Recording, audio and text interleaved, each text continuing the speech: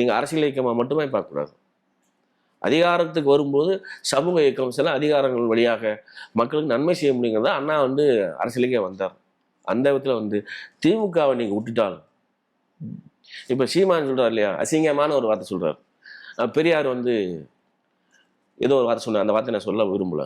இது மாதிரி நச்சு கிருமிகள் இருக்கிற தமிழ் சமூகத்தை ஒரு சாதியற்ற சாதிய பூசல்களற்ற ஒரு சமூகமாக வழிநடத்துவது என்பது மிகுந்த சவால் நிறைந்த பணி. அந்த சவால் நிறைந்த பணியை இன்றைய முதலமைச்சர் சிறப்பாக செய்கிறாரு. அவர் ஒருபோதும் மூட நம்பிக்கை ஆதரிக்க மாட்டார், மூட நம்பிக்கைவாதிகளை ஆதரிக்க மாட்டார். அறிவு சமூகமாக இந்த சமூகம் வாழணும், அறிவார்ந்த சமூகம் வாழணும். அதுக்கு நல்ல உதாரணம், இந்த பெண்களுக்கு இப்போ 1000 ரூபாய் பணம் கொடுத்துருக்காரு இல்லையா, மாதம் அது என்னன்னு பாருங்களேன். ஏற்கனவே கலைஞர் என்ன சொல்றாரு, கலப்பு திருமண நிதி உதவி திட்டம் தான் அது வந்துச்சு. இவர் என்ன சொல்றாரு, பெண்களுக்கு கல்யாணம் கட்டி முக்கியம் இல்ல, அவங்களுக்கு கல்வி கொடுத்தா பார்த்துக்கிட்டோம்.